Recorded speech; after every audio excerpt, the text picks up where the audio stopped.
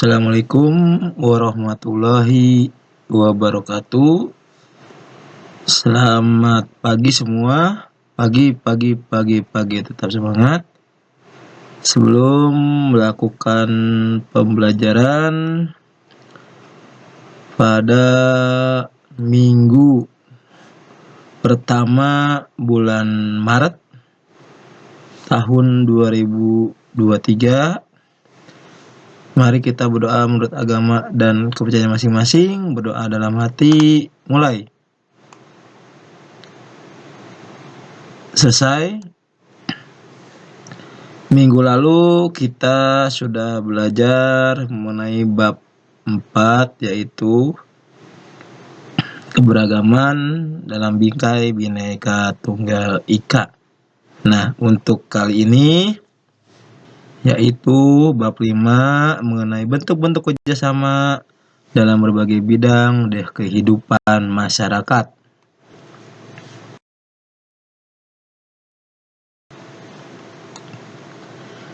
Perhatian, jika hanya diucapkan Pancasila, tidak lebih dari sekedar kata-kata. Seharusnya Pancasila itu dicintai, dan sebaik-baiknya mencintai adalah dirasakan ke dalam hati dan dibuktikan dengan tindakan.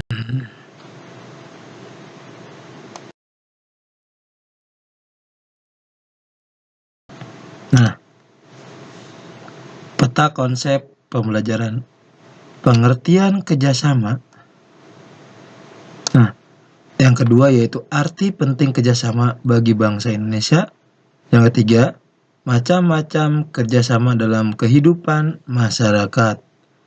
Nah, di dalamnya terkandung di dalam bingkai Bhinneka Tunggal Ika. Nah, sebelum memasuki pembelajaran mengenai kerjasama dalam berbagai kehidupan di masyarakat, misalnya kalian membersihkan saluran air, pembuatan jalan,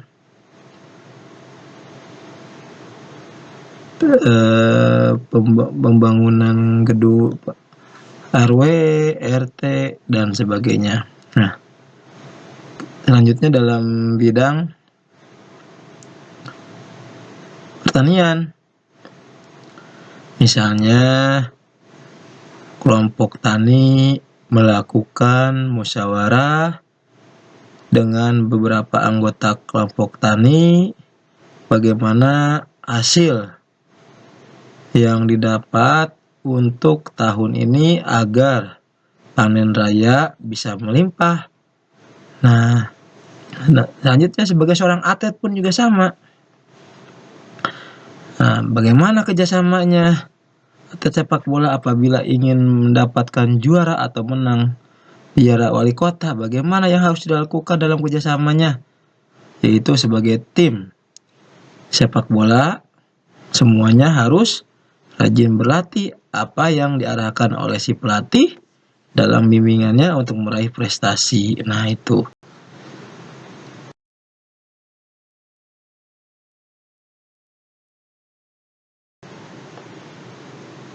Nah, kalian tahu pengertian kerjasama?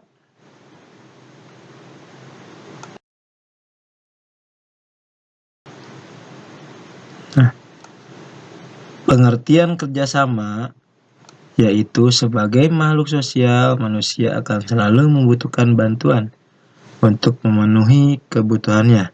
Sehingga secara alamiah manusia melakukan interaksi dengan lingkungannya, baik secara sama manusia maupun sesama makhluk hidup lainnya. Nah, di sini artinya kerjasama sama dengan kegiatan yang dilakukan beberapa orang untuk mencapai tujuan bersama. Misalkan, contohnya ini yang ada di dalam gambar karikatur tersebut. Di sini seorang kelompok pendaki, bagaimana supaya para anggota pendaki gunung tersebut agar mencapai puncak gunung semuanya Salah satunya harus melakukan kerjasama, yaitu saling memegang tangan beberapa anggota teman pendaki gunung untuk mencapai suatu puncak gunung. Nah, ada lagi di sini beberapa orang yang mengangkat peti mati. Nah, dalam proses penguburan atau pemakaman, di mana apabila dilakukan akan terasa ringan ketika mengangkat peti mati tersebut secara bekerja sama. Nah, jadi kerjasama merupakan kegiatan yang dilakukan beberapa orang untuk memperoleh tujuan yang sama.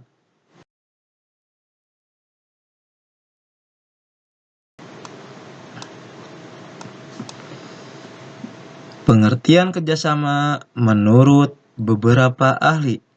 Yang pertama, menurut Sujono Sukamto, kerjasama di sini menurut Sujono Sukamto adalah kegiatan yang dilakukan secara bersama-sama oleh lebih dari satu orang dan semua kegiatan yang dilakukan diarahkan demi terwujudnya tujuan bersama. Yang kedua, menurut ahli Jainuddin, kerjasama merupakan kepedulian satu orang atau satu pihak dengan orang atau pihak lain yang tercermin dalam suatu kegiatan yang menguntungkan semua pihak dengan prinsip saling percaya, menghargai, dan adanya norma yang mengatur. Yang ketiga, menurut Pramuji, kerjasama adalah pekerjaan yang dilakukan oleh dua orang atau lebih dengan melakukan interaksi antar individu yang melakukan kerjasama sehingga mencapai tujuan yang dinamis. Ada 3 unsur yang terkandung dalam kerjasama, yaitu orang yang melakukan kerjasama, adanya interaksi, serta adanya tujuan yang sama.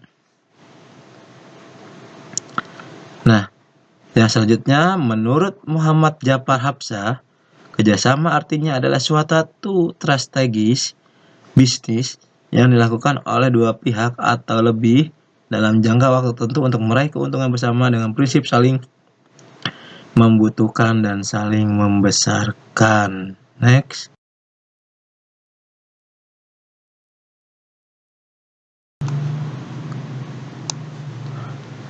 Pengertian gotong royong. Bangsa Indonesia memiliki bentuk kerjasama yang khas atau biasa disebut dengan gotong royong, di mana di sini gotong royong berasal dari dua kata, gotong dan royong.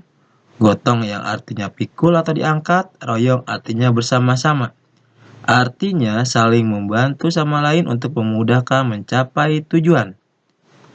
Seperti kata peribahasa, berat sama dipikul, ringan sama didinjing. Suka duka ditanggung bersama.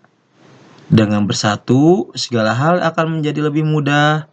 Dengan persamaan kita akan saling menguatkan dan dengan perbedaan kita akan saling melengkapi. Nah, berikut di samping merupakan contoh video yang dapat disaksikan dan dicermati oleh anak-anak. Cukup sekian materi dari Bapak. Kurang lebihnya mohon maaf. Wabillahi taufiq wal hidayah. Assalamualaikum warahmatullahi wabarakatuh.